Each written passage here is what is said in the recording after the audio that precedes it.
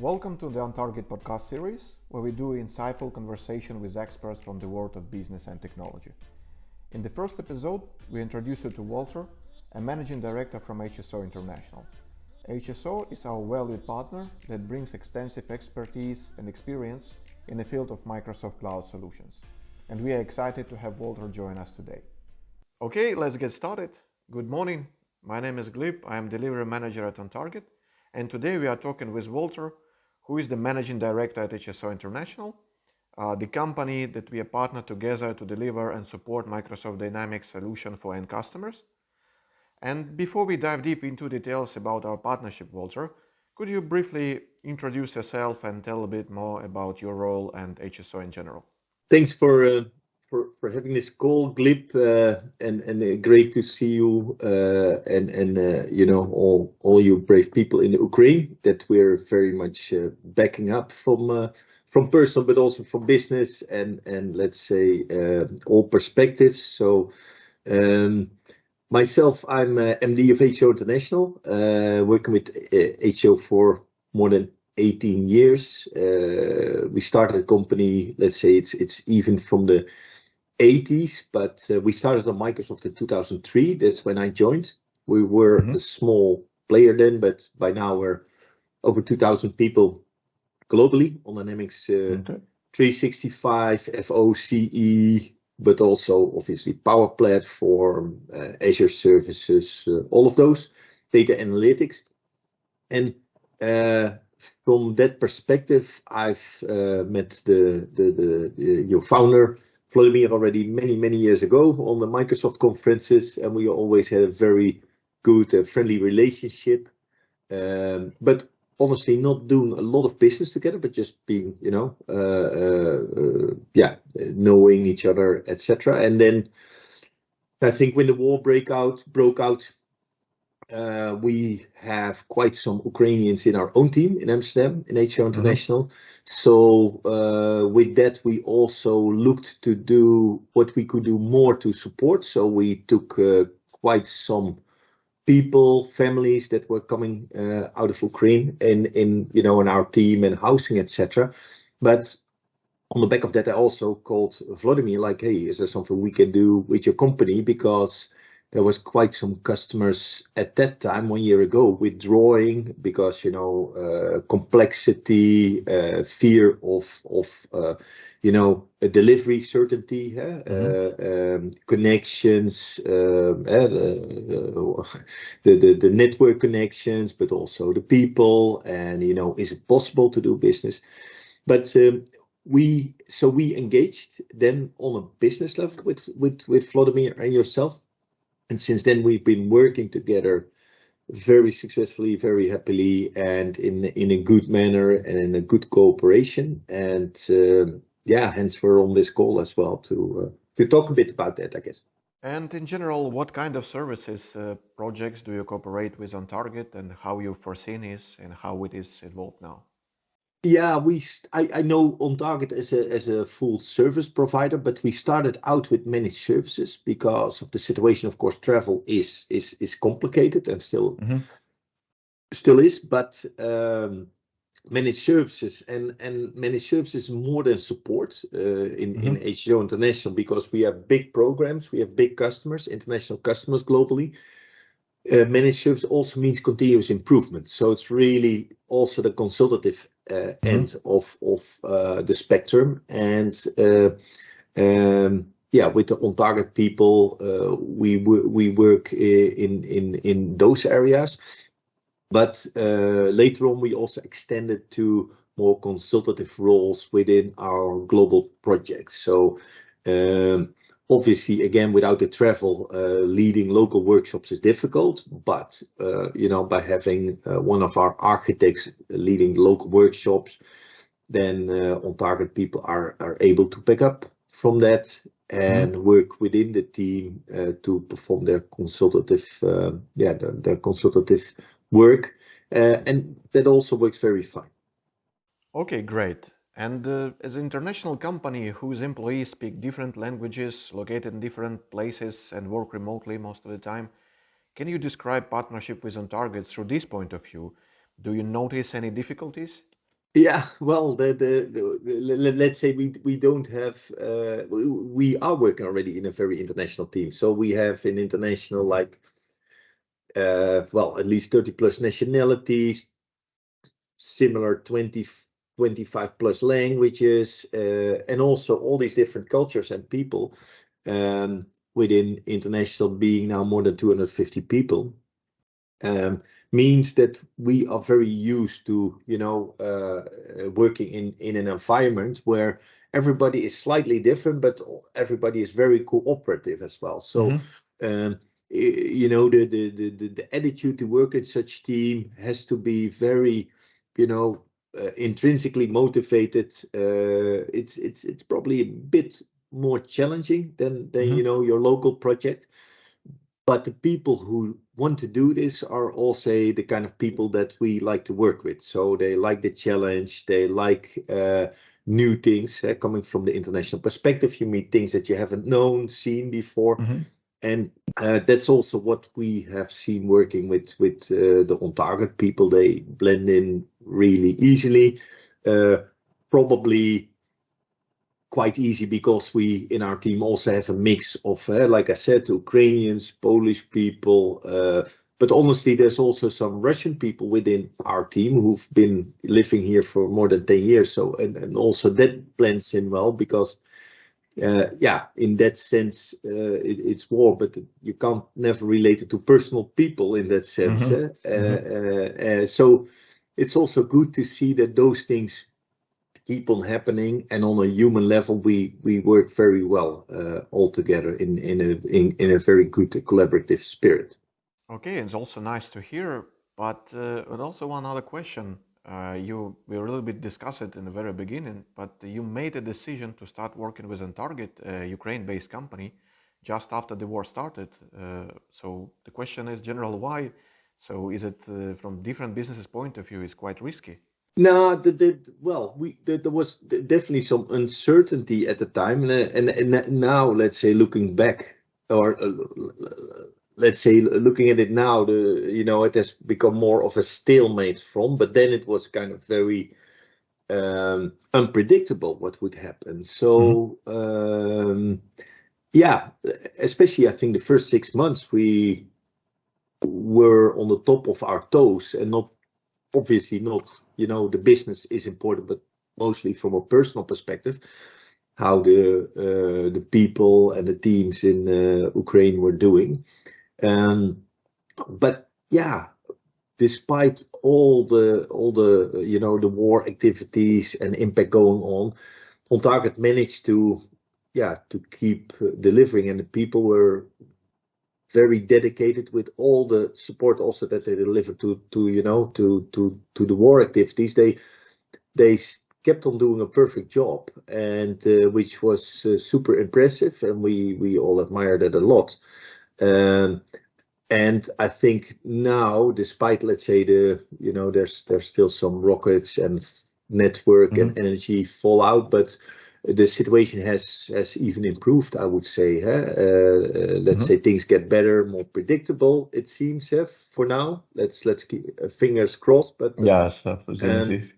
yeah, but let's say I think the service delivery is let's say pretty normal and very much up to par to what we would expect. So yeah, that it has worked out from a business sense very fine. Okay, it's also great to hear. And in general, I know we tried to our best to manage this power supply issue, but there is a question I should ask is, do you have experienced any significant disruptions because of that? Is there many maybe situations where people are not presented on a meeting or something like that? No, no, I don't know. There's probably some small things happening, but no big fallouts. And yeah, even with every person and supplier, we had COVID, we had it's the world is just not Yes, 100% predictable. the last And years exactly. yeah, exactly. And no, the service delivery has been very predictable and very solid. So no big impact there from the war. No. Okay, thank you very much for that feedback, Walter. It's absolutely nice to hear. Now let's talk a little bit about the services we did for you. So we ourselves, when we talk about partner services, we emphasize that our professionals in Dynamics 365 experienced in various industries. So besides in technical and functional knowledge, have you got business-related insights from our partnership, where people know the business processes, industries, methodologies, etc.? Yeah, I also asked around, let's say, for some individual feedback, and let's say indeed, besides the technical skills, that's of course different per resource, but there were some examples where on-target people were also used for specific process knowledge. So in service management knowledge, we have one consultant who's very specialized there. And we, as HSO, are big in service management. We have many, that's often a big part of our manufacturing implementations. And we have quite some consultants there, but obviously we were lacking one in terms of capacity. So that role, for example, was perfectly filled in with an on-target resource. So we have good experiences on that front as well. Also being in workshops, etc. Sometimes, and especially in this virtual world, I think that has become much more easy to work online, obviously. Like I said, they blend the on-target resource blend in really well within the teams. Not only the technology, not only development, but also really kind of design process conversations. Yeah, and we also saying that most people are working in OntargIT doing services for end customers, and the opportunity we find with partners in general is the lack of resources or professionals in that area. So digital transformations are going, ERP implementation projects are going, and we saw that in our country, we saw it around the world. As far as I understood, the initial need why you were looking for the partnership is to be able to timely deliver the service and projects to customer, all right? And finding the right professional is not that simple as you might initially think. No, and it takes a kind of personality to I think to work within HSO International, because our standards are high. I notice that when I see kind of sometimes when we take over projects from other partners, or it's like, honestly, I think our structure and levels of quality our requirements there are much higher. But it also means that the consultants who enter our projects, they need to perform to a certain standard, because otherwise it doesn't work. Yeah. And what I've seen with OntargIT, the people have that kind of sense of quality. And plus, what is very important, which we called out, and I prepared this interview a bit, is we work in a super structured way with standard working practices all across the board. And that's to keep our global projects, under control. Otherwise, you get a kind of messy, unorganized situation. And especially with global projects, that goes out of hand quite quickly. So we must apply a lot of rigor and structure. And one of the feedback points was that the on-target people are really well in adapting to those standards. So that's important as well for us. Yeah, so in the services we have SLA that should be comply of, right? In the projects we need to fit the budget and the timeline of it. Yeah, but also in the details we have a very detailed DevOps way of working. How the whole machine of a project and the service delivery, it's very detailed with a lot of pre-templated implementation toolings. And what we sometimes see, because we work with many cultures across the globe, that some cultures are like, well, why do we need all of this structure? Because it's a bit of overhead, obviously, as well. Yeah. But we, from HSO International, we know that's necessary to run these big programs. You need that kind of rigid structure, etc. So, and with the on-target people, they blend in perfectly. They understand why we do this, and that's important for us to keep the quality at the same level. Yeah, and what I've also seen that during the partnership that you also blend the teams, right? No matter is it the partners only there or there's a payroll employees, no matter, all have the same processes and the standards that you should follow, and it works well from what I see, and without the need to separate by different kind of services, etc. No, everybody is part of the same team, and we all work in the same way, etc. There's no distinction. Indeed, yeah, you're correct there. All right, and now let's also talk a little bit about end customers and the Microsoft in general. In your opinion, how do you see the future of Microsoft solution for businesses? What value can these technologies bring and how they can actually develop further? The business solutions, because obviously Microsoft's core business has always been Office, operation systems, network, databases later. But similar to what you can see with for example, databases, SQL, etc., and now the cloud, which is in their core. Applications, business applications is also very much at the core. Only in the, let's say, 80s, 90s, it wasn't recognized as such, but the amount of business processes that were running on Access and Excel was already enormous. So with the addition of FOCE, I think that has materialized into a more standardized product offering there to compete with SAP and Oracle. But now with the Power Platform, which I always call MS Access on steroids, in the cloud, is let's say there's also this kind of intermediate tooling that addresses the let's say the white space between standard applications and pure customized kind of the pure customized world. And I think it addresses it very nicely in a way that you can work in a secure way with structured data, but also build your own kind of unstructured or less structured business process, or less standard business processes rather.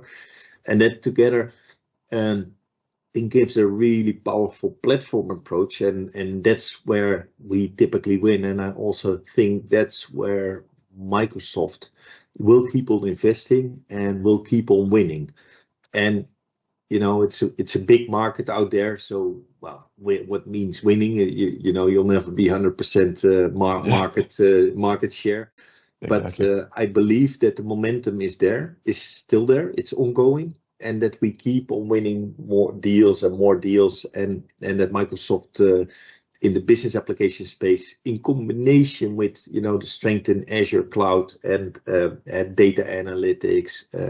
Is I would say the best bet of all tech companies. So I and at HSO we still feel very confident with our commitment to Microsoft. Yeah, and there's also a great analogy that I heard from Microsoft when they describe the Power Platform, is that in the business IT landscape, there's always the top of the iceberg, right? There we have that big application like ERP, the CRM, etc. But also at the bottom of the iceberg, there's a lot of non-structured solutions, like you mentioned, the Excel, the Access, whatever, which sometimes central IT doesn't even aware of, right? But there is still need to have a good governance, the control, the security of that application. And I think this is where the Power Platform shine. Yeah, and there's so much when you start digging in there. There's always so much you find in companies. It's like, well, in a way, it's sometimes also quite shocking what they all do in all those remote applications. So no, there's a big opportunity, and especially now in the situation where privacy and security have become much more important. I think it's so important to bring that under a better technology kind of umbrella than it is now, or than it was before. So yeah, big opportunity there. Similar, of course, with security. And again, in Ukraine, and there's a real war going on, but there's also a cyber war on the back going on. And which we don't even we don't capture like 5% of it probably. What's all happening there under the hood behind the scenes, but yeah, that's also the reality which won't go away the next year. So also from that perspective, I think the Microsoft technology is perfectly equipped for businesses to be that core technologies in the customer's technology stack. Yeah, and we also have the situation in Ukraine before that people and companies were asking about what on-premises solution that they can manage the security, everything on their side. But we know this the war shows that there is a very high level of the cybersecurity required, and companies start thinking, okay, maybe we should move to the cloud because we'll still have the access anywhere around the world even if we move somewhere. And also the Microsoft provide the right tools and technology to really have a higher level of that security and privacy to comply with the current and modern needs. Yeah, no, sure. So no, very confident in Microsoft, very confident in the market, in short. Yeah. All right, and also Walter, do you have anything to add to all these topics we have a conversation about today? Nothing really to add there. It's super important to continue our great cooperation and in general our partnership. So we enjoy it. I think you enjoy it. So we'll keep moving and we'll keep supporting in the broader sense also the Ukraine and the people. But it's also a very healthy and good business partnership. So thanks for that. Also, thank you very much, Walter, for the partnership and the general support you provide. And we are looking forward for the more collaboration and mutual projects in the future. And then if after a year partners see something more to add, it means that everything is good between them, right? Okay, and also thank you very much for the interview. Super. You're welcome. You have a great day, Glib. You too. Have a good day. Bye. See you later.